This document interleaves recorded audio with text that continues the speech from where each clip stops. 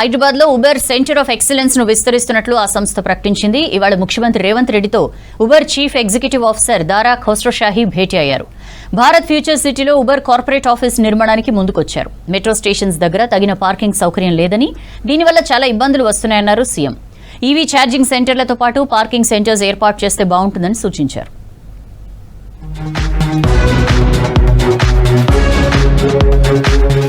ప్రధాన నగరాల్లో మారుతున్న పార్కింగ్ సమస్యపై దృష్టి పెట్టాలని ఉబర్ సంస్థ ప్రతినిధులకు సూచించారు ముఖ్యమంత్రి రేవంత్ రెడ్డి. అవకాశం ఉంటే మల్టీలెవెల్ పార్కింగ్ కేంద్రాల ఏర్పాటుకు ముందుకు రావాలని కోరారు. జూబ్లీహిల్స్ సీఎం నివాసంలో రేవంత్ రెడ్డితో భేటీ అయ్యారు ఉబర్ చీఫ్ ఎగ్జిక్యూటివ్ ఆఫీసర్ దారా ఖోస్రోషాహీ. తెలంగాణ ఉబర్ సంస్థ వ్యాపార కార్యకలాపాలను సీఎం రేవంత్ రెడ్డికి వివరించారు. హైదరాబాద్లో ఉబర్ సెంటర్ ఆఫ్ ఎక్సలెన్స్ విస్తరిస్తున్నట్లు తెలిపారు. అమెరికా వెలుపల ఏర్పాటు చేసిన తొలి సెంటర్ ఇదేనని, ఇక్కడ 600 మంది ఇంజనీర్లు పనిచేస్తున్నట్లు వివరించారు. భారత్ ఫ్యూచర్ సిటీలో ఉబర్ కార్పొరేట్ ఆఫీస్ నిర్మాణానికి ముందుకొచ్చారు ఉబర్ సీఈఓ. భవిష్యత్తులో మరింత విస్తరణకు ఆసక్తి చూపుతున్నట్లు దారా ఖోస్రోషాహీ తెలిపారు. తెలంగాణ ప్రభుత్వ సహకారం ఉండాలని ముఖ్యమంత్రిని కోరారు.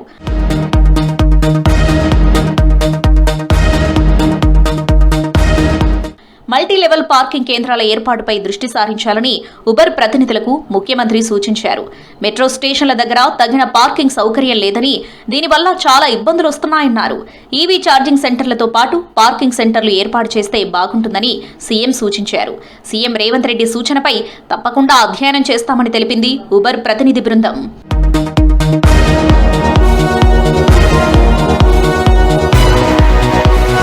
హైదరాబాద్ కు సమీపంలో భారత్ ఫ్యూచర్ సిటీ నిర్మిస్తున్నట్లు ఉబర్ ప్రతినిధులకు వివరించారు ముఖ్యమంత్రి రేవంత్ రెడ్డి. 30,000 ఎకరాల్లో నిర్మించే ఈ సిటీ ప్రపంచంలోనే ప్రత్యేకమైందన్నారు. ప్రపంచ ప్రఖ్యాతిగాంచిన 500 కంపెనీలను ఫ్యూచర్ సిటీకి ఆహ్వానిస్తున్నామని, ఇప్పటికే పలు సంస్థలు తమ కార్యకలాపాల కోసం ముందుకొచ్చాయని తెలిపారు సీఎం. శంషాబాద్ విమానాశ్రయానికి 25 కిలోమీటర్ల దూరంలోనే ఫ్యూచర్ సిటీ ఉందని తెలిపారు. గత ఏడాది డిసెంబర్లో ఇక్కడ నిర్వహించిన గ్లోబల్ సమ్మిట్లో 100కు పైగా కంపెనీలు పాల్గొని పెట్టుబడులకు ముందుకొచ్చాయని వివరించారు. ఈ సందర్భంగా ఫ్యూచర్ సిటీలో ఉబర్ కార్పొరేట్ ఆఫీస్ నిర్మాణానికి సీఈఓ దారా ఖోస్రోషాహీ ఆసక్తి చూపించారు.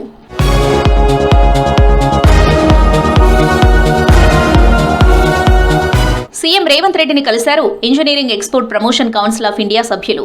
సీఎం నివాసంలో ముఖ్యమంత్రిని మర్యాదపూర్వకంగా కలిశారు regional chairman Raman Raghu, regional director Rajagopal రావు.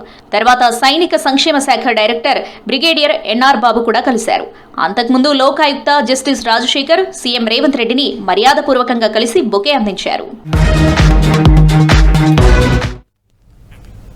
ప్రజల కోసమే ప్రజా ప్రభుత్వం పనిచేస్తుందని చెప్పారు మంత్రులు. కేంద్ర నిర్లక్ష్యంతో తెలంగాణకు చెందిన 70,000 మంది విద్యార్థులు రోడ్డున పడ్డారని ఫైర్ అయ్యారు. పంటల కొనుగోళ్లలో కేంద్రం మద్దతు ధరకు మాత్రమే పరిమితమైందని, ధరలు ప్రకటిస్తాం, పంటలు కొనము అంటే కుదరదన్నారు మినిస్టర్స్. సామాన్యుడికైనా సంపన్నుడికైనా చట్టం ఒక్కటేనని చెప్పారు. తప్పు చేసిన వారు ఎవరైనా శిక్ష తప్పదని వార్నింగ్ ఇచ్చారు మంత్రులు. ఇటు ఇప్పటి వరకు 30 లక్షల టన్నుల వరిధాన్యం కొనుగోలు చేశామని సర్కార్ ప్రకటించింది. 4,520 కోట్లు రైతుల ఖాతాలో జమ చేసినట్లు చెప్పింది.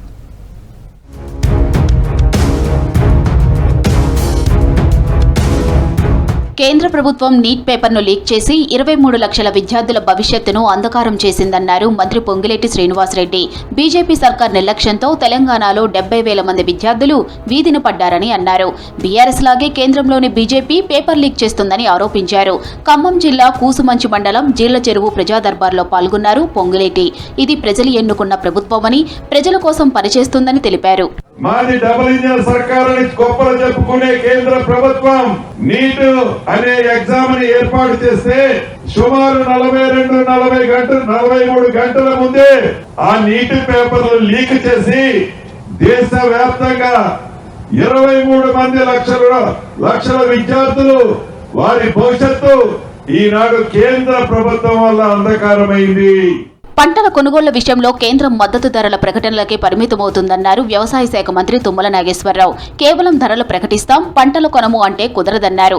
ఆర్భాటంగా మద్దతు ధరలు ప్రకటించడం కాదు, వాటికి చట్టబద్దత కల్పించాలన్నారు. మద్దతు ధరలు ప్రకటించడంలో హేతుబద్దత ఉండాలన్నారు. డాక్టర్ స్వామినాథన్ కమిటీ సిఫారసుల ప్రకారం మద్దతు ధరలను ప్రకటించాలని డిమాండ్ చేశారు తుమ్మల. మద్దతు ధర ప్రకటించిన పంటలకు మార్కెట్లో ఆ ధర రాకపోతే మొత్తం పంటను కేంద్రం కొనుగోలు చేయాల్సిందేనని స్పష్టం చేశారు.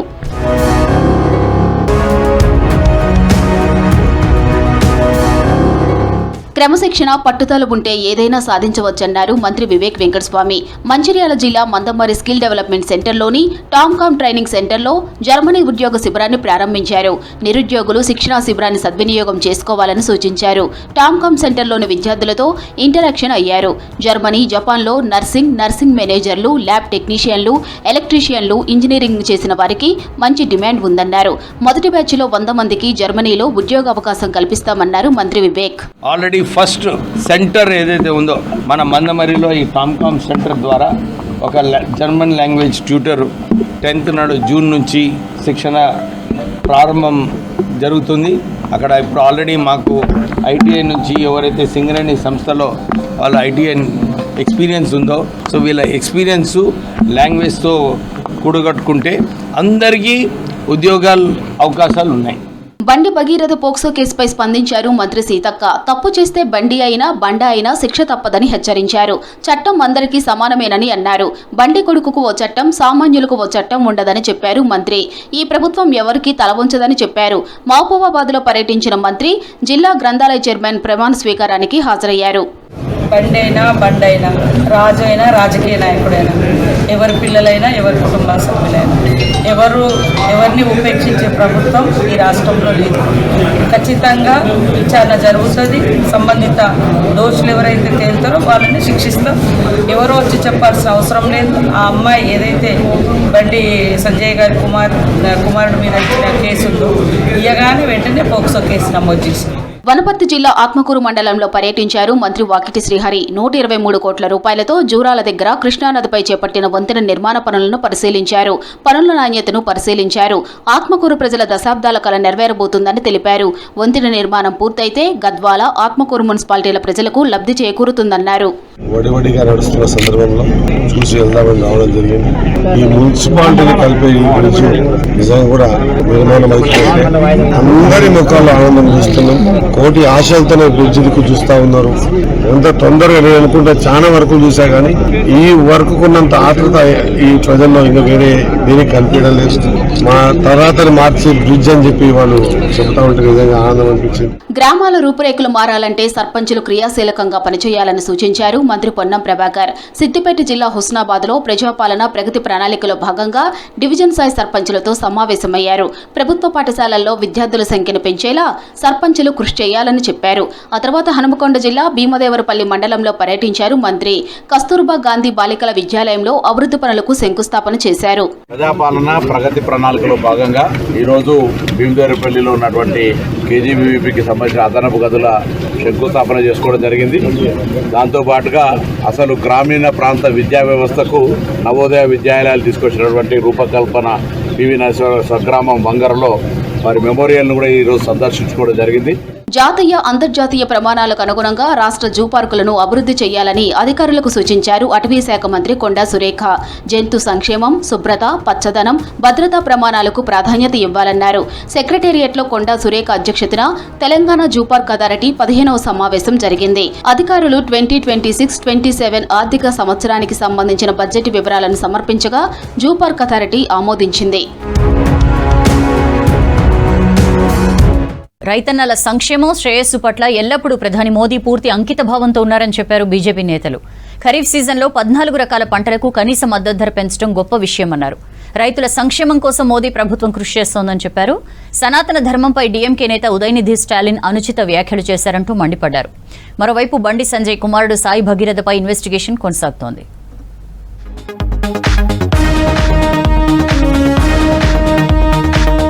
రైతన్నుల సంక్షేమం, శ్రేయస్సు పట్ల ఎల్లప్పుడూ ప్రధాని మోదీ పూర్తి అంకితభావంతో ఉన్నారని ట్వీట్ చేశారు బీజేపీ రాష్ట్ర అధ్యక్షుడు రామచంద్రరావు. ప్రధాని అధ్యక్షతన జరిగిన సమావేశంలో 2026-27 ఖరీఫ్ సీజన్కు గాను 14 రకాల ఖరీఫ్ పంటలకు కనీస మద్దతు ధర పెంచుతూ నిర్ణయం తీసుకోవడం గొప్ప విషయమన్నారు. కనీస మద్దతు ధర పెంపులో అత్యధికంగా పొద్దుతిరుగుడు గింజలపై క్వింటాకు 622 రూపాయలు, పత్తిపై క్వింటాకు 557 రూపాయలు, నువ్వులపై క్వింటాకు 500 రూపాయల చొప్పున పెంచుతున్నట్లు ప్రకటించారని చెప్పారు. కేంద్రం నిర్ణయం రైతులు పండించిన పంటలకు లాభదాయకమైన గిట్టుబాటు ధరను అందించడమే కాకుండా వారి ఆదాయ భద్రతను పటిష్టం చేస్తుందన్నారు. భారత వ్యవసాయ రంగాన్ని స్వయం సమృద్ధి, అభివృద్ధి పదంలో మరింత బలోపేతం చేస్తుందని చెప్పారు.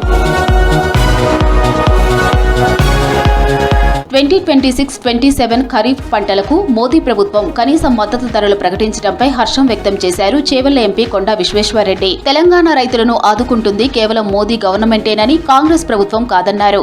ఏ రాష్ట్రానికి ఇవ్వని విధంగా కొనుగోలు కోసం 30,000 కోట్లు కేటాయించారని చెప్పారు. రైతుల ఆదాయాన్ని కూడా కేంద్ర ప్రభుత్వమే పెంచుతోందన్నారు కొండా. ఆదుకున్నది తెలంగాణ రైతాంగాన్ని మోడీ గారే, కేంద్ర ప్రభుత్వమే. చాలా సంతోషము. ఇప్పుడు వరి మద్దతు ధర కూడా పెంచుడు ఇప్పుడిప్పుడే తెలుస్తుంది. చాలా సంతోషం. తెలంగాణ రాష్ట్రానికి ఏ రాష్ట్రానికి అనంత అన్నిట్లో ఎక్కువ, గుజరాత్కు కాదు, ఉత్తరప్రదేశ్ కాదు, దాదాపు 30,000 కోట్లు కొనుగోలు కొరకు పంపిస్తున్నారు. అన్ని రాష్ట్రాల కంటే ఎక్కువ. ఏదో తప్పు మాటలు చెప్పి ఏమొస్తలేదు వచ్చేదంతా కేంద్ర ప్రభుత్వం నుంచి, రాష్ట్ర ప్రభుత్వం నుంచి కాదు. అసెంబ్లీ ఎన్నికల్లో ఓటర్లు ఓడించిన డీఎంకే నేత ఉదయనిధి స్టాలిన్ కు బుద్ధి రావడం లేదన్నారు మెదక్ ఎంపీ రఘునందన్ రావు. సనాతన ధర్మం గురించి ఇష్టం వచ్చినట్లు మాట్లాడుతున్న ఉదయనిధి స్టాలిన్ కు దేవుడు మంచి బుద్ధి ప్రసాదించాలన్నారు. తిరుమల శ్రీవారిని దర్శించుకున్నారు ఎంపీ రఘునందన్ రావు. సనాతన ధర్మంపై అనుచిత వ్యాఖ్యలు చేయడం సరైన పద్ధతి కాదని చెప్పారు. కనీసం ప్రతిపక్ష నాయకుడిగానైనా ఉదయనిధి స్టాలిన్ నోరు ఒళ్ళు రెండు దగ్గర పెట్టుకుని మాట్లాడుకోవాలి తప్ప ఇంకొకటి కాదు. సర్వే జన సుఖినో భవంతి అని కోరుకునేటువంటి ధర్మం హిందూ ధర్మం, నా సనాతన ధర్మం. అందుకనే ఈ దేశంలో కరోనా వ్యాక్సిన్ ఇచ్చిన తర్వాత ప్రపంచంలో ఉన్నటువంటి దాదాపు 150 దేశాలకి కరోనా వ్యాక్సిన్ ని పంపించేసి అందరూ బాగుండాలని కోరుకున్నటువంటి ధర్మమే సనాతన ధర్మం. కాబట్టి నీలాంటి మూర్ఖులు ఎవరో ఒకరిద్దరు మాట్లాడినంత మాత్రాన వేలాది సంవత్సరాలుగా పాటిస్తున్నటువంటి సనాతన ధర్మం ప్రపంచానికి మార్గదర్శనం చేస్తే తప్ప దీన్ని నిర్మూలించడం అనేది మర్చిపోవాలని ఉదయనిధి స్టాలిన్ కి ఈ సందర్భంగా హెచ్చరిస్తూ, లేకపోతే తమిళనాడు ప్రజలు నిన్ను మర్చిపోయేటువంటి రోజు వస్తుందని చెప్పి కూడా ఈ సందర్భంగా ఉదయనిధి స్టాలిన్ కి ఈ సందర్భంగా హెచ్చరిస్తాం. కేంద్ర హోంశాఖ సహాయ మంత్రి బండి సంజయ్ కుమారుడు సాయి భగీరథపై ఇన్వెస్టిగేషన్ నడుస్తోంది. పేట్ బషీరాబాద్ పోలీసులకు మెయిల్ చేశాడు భగీరథ. ఈ నెల 15న విచారణకు హాజరవుతానని చెప్పాడు. కీలక సాక్ష్యాలతో ఆ రోజు పోలీసుల విచారణకు వస్తానన్నాడు. పోలీసులకు పూర్తిగా సహకరిస్తానని మెయిల్ చేశాడు బండి భగీరథ. మైనర్ వేధింపుల కేసులో బండి భగీరథపై పేట్ బషీరాబాద్ పోలీస్ స్టేషన్లో ఇటీవల పోక్సో కేసు నమోదైంది. విచారణకు రావాలని నిన్న పోలీసులు నోటీసులు ఇచ్చారు. షెడ్యూల్ ప్రకారం ఇవాళ మధ్యాహ్నం 2 గంటలకు భగీరథ విచారణకు రావాల్సి ఉంది. అయితే సాయంత్రం పోలీసులకు మెయిల్ ద్వారా సమాచారం అందించాడు భగీరథ.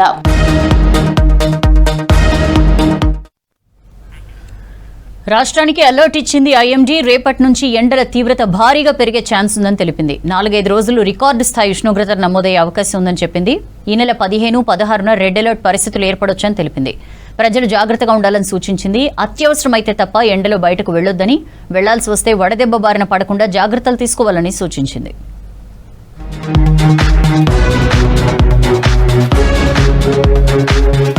రాష్ట్రంలో పగలు వాతావరణం నిప్పుల కొలిమిని తలపిస్తుంది. వేడి తీవ్రతకు జనం ఉక్కిరిబిక్కిరవుతున్నారు. గరిష్ట ఉష్ణోగ్రతలు 44 డిగ్రీలకు చేరాయి. ఇవాళ అత్యధికంగా నిజామాబాద్ జిల్లా గోపనపల్లిలో 44.5, జగిత్యాల జిల్లా బీర్పూర్లో 44.2 డిగ్రీలు నమోదైంది. జీహెచ్ఎంసీ పరిధిలో నెహ్రూ నగర్లో 42.4 డిగ్రీలుంది. ఎండల తీవ్రతకు మధ్యాహ్నం పూట ఇళ్లకే పరిమితమవుతున్నారు పబ్లిక్.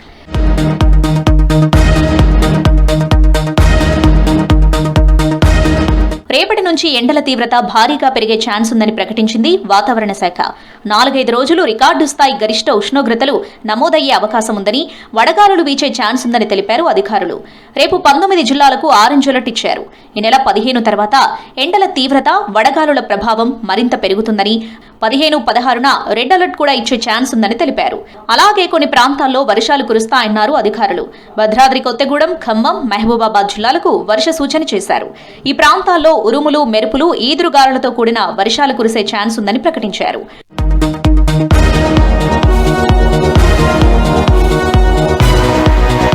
రాష్ట్రంలో ఎండల తీవ్రత రోజురోజుకు పెరుగుతూ ఉండటంతో ప్రజలు అత్యంత అప్రమత్తంగా ఉండాలన్నారు మంత్రి పొంగులేటి శ్రీనివాసరెడ్డి. 44 డిగ్రీలకు పైగా ఉష్ణోగ్రతలు నమోదయ్యే అవకాశం ఉందని ఐఎండీ హెచ్చరించిందన్నారు మంత్రి. ప్రజలు అత్యవసరమైతే తప్ప ఎండలో బయటకు రావద్దన్నారు. చిన్నపిల్లలు, వృద్ధులు, గర్భిణీలు, అనారోగ్యంతో బాధపడుతున్న వారు మరింత జాగ్రత్తగా ఉండాలని సూచించారు. తగినంత నీరు, మజ్జిగ, ఓఆర్ఎస్ తీసుకోవాలని, ఎండలో పనిచేసేవారు తలకు రక్షణలా వస్త్రాలు ధరించాలని సూచించారు. రైతులు, కూలీలు, నిర్మాణ కార్మికులు, రహదారులపై పనిచేసే కార్మికులు తగిన జాగ్రత్తలు తీసుకోవాలని చెప్పారు. ఎండలతో పాటు మరోవైపు అకాల వర్షాలు కూడా కురిసే అవకాశం ఉందని, వాతావరణానికి అనుగుణంగా ఎలాంటి నష్టం కలగకుండా ముందస్తు చర్యలు చేపట్టాలని అధికారులను ఆదేశించారు.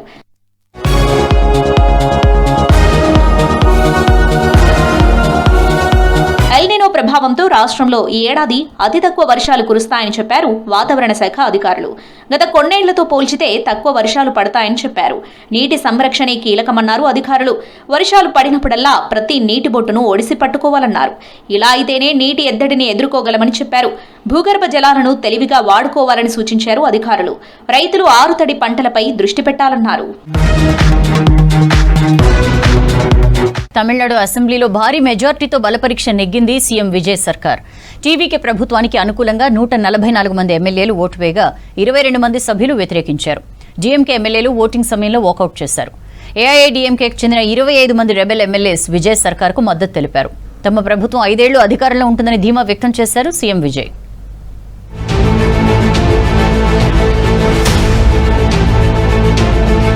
తమిళనాడు అసెంబ్లీలో సీఎం విజయ్ సర్కార్ బల పరీక్ష నెగ్గింది. శాసనసభలో జరిగిన బల పరీక్షలో టీవీకే సర్కార్కి స్పష్టమైన మెజారిటీ దక్కింది. బల పరీక్షకు సంబంధించిన తీర్మానం సభలో ప్రవేశపెట్టగా దానిపై చర్చ చేపట్టారు స్పీకర్. ఆ తర్వాత ఓటింగ్ నిర్వహించగా భారీ మెజారిటీతో టీవీకే ప్రభుత్వం నెగ్గింది.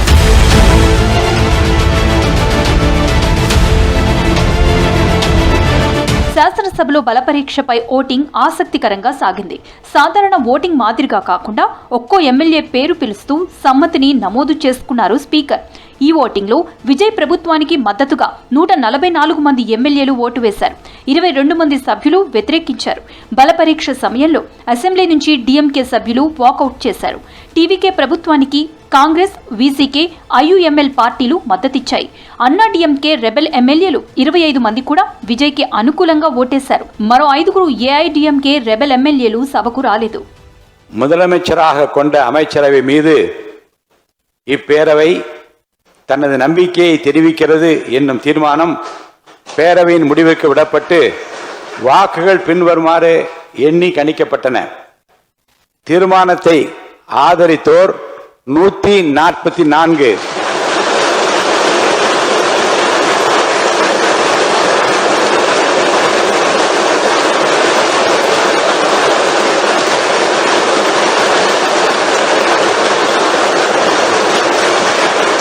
தீர்மானத்தை எதிர்த்தோர் 22, நடுநிலை வகித்தோர் 5.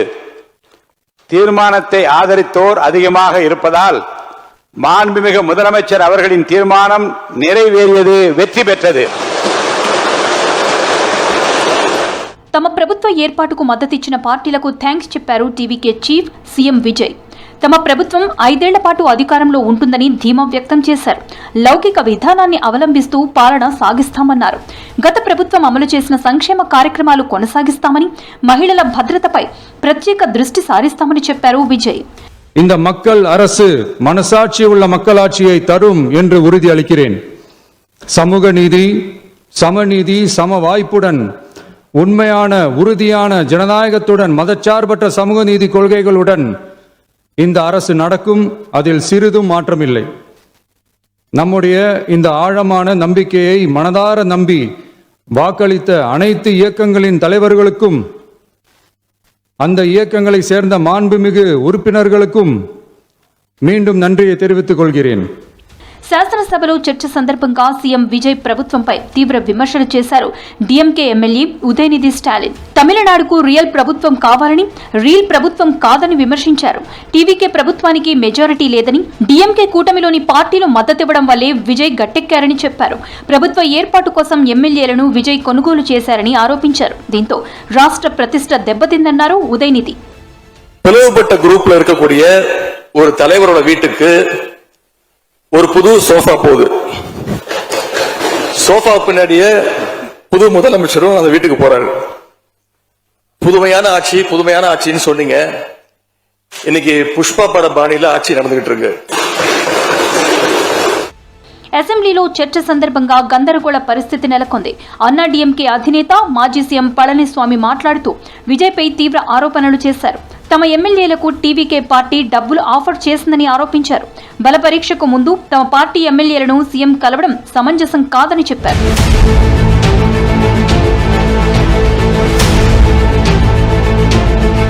పళనిస్వామి వ్యాఖ్యలను ఖండించారు అన్నాడీఎంకే రెబెల్ వర్గం ఎమ్మెల్యేలు. తామంతా విజయ్కే మద్దతు ఇస్తామని మొదటి నుంచి చెప్పామన్నారు ఏఐడీఎంకే రెబెల్ వర్గం నేత వేలుమణి. పళనిస్వామి చెప్తున్నట్లు తాము ఏ తీర్మానంపై సంతకం చేయలేదని చెప్పారు. స్పీకర్ కి పళనిస్వామి ఇచ్చిన నివేదికలోనివి ఫోర్జరీ సంతకాలన్నారు ఏఐడీఎంకే రెబెల్ ఎమ్మెల్యేలు.